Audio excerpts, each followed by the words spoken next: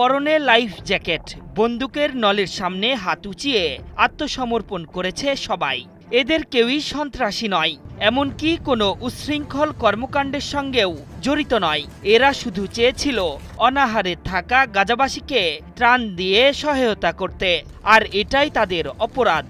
এই অপরাধে তাদের সন্ত্রাসী কায়দায় আটক করেছে দখলদার নৌসেনারা।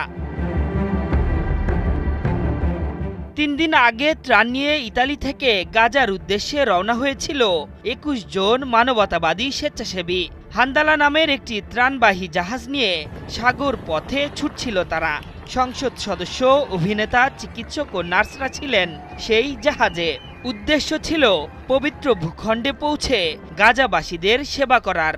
তবে সেই ত্রাণের জাহাজ অনাহারে দিন কাটানো গাজাবাসীর দুয়ারে পৌঁছানোর আগেই সেটি কবজায় নিয়েছে দখলদারদের নৌবাহিনী।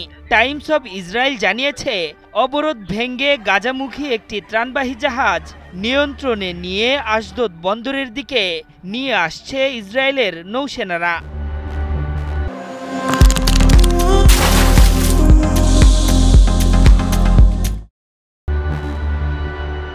ইসরায়েলি গণমাধ্যমের বরাতে প্রেস টিভি জানিয়েছে, নিয়ন্ত্রণে নেওয়ার আগে ত্রাণবাহী জাহাজ হান্দালাকে দীর্ঘ সময় ধরে অনুসরণ করে একাধিক ড্রোন। জাহাজটির গতিবিধি পর্যবেক্ষণ করে মূলত হান্দালাকে হাইজ্যাক করে দখলদার নৌসেনারা।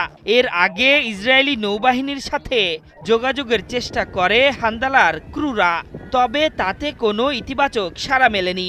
পরে ত্রাণবাহী জাহাজটি নিয়ন্ত্রণে নিয়ে সবাইকে হেফাজতে নিয়েছে বেনিয়ামিন নেতানিয়াহুর সেনারা।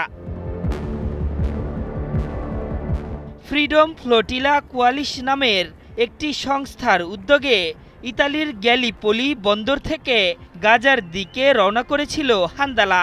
হাইজ্যাকের আগে জাহাজটির সাথে পুরোপুরি সংযোগ বিচ্ছিন্ন হয়ে গিয়েছিল সংস্থাটির, যদিও পরে সেটি আবার গাজার দিকে রওনা হওয়ার খবর দেওয়া হয়। তবে এবার দখলদার সেনাদের হস্তক্ষেপে অবরোধ ভাঙ্গার আর সুযোগ পেল না মানবতার বার্তাবাহক হান্দালা।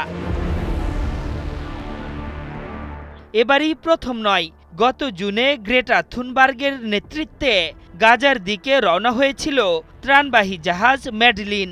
ওই জাহাজটি যখন গাজার কাছাকাছি পৌঁছেছিল, ইসরায়েলি কর্তৃপক্ষের নির্দেশে উপকূলীয় অঞ্চলে পৌঁছানোর আগেই জাহাজটি আটক করেছিল দখলদার বাহিনী। শায়েতেত ১৩ ইউনিটের নৌ কমান্ডোরা জাহাজটি আক্রমণ করে আটক করে পরে সেটি নিয়ন্ত্রণে নেয়। এরপর থুনবার্গ সহ বাকিদের নিজ দেশে হস্তান্তর করে বেনিয়ামিন নেতানিয়াহুর সরকার। אתמול לצה"ל לתפוס את אזור החיץ। আশরাফুল ইসলাম, ৭১।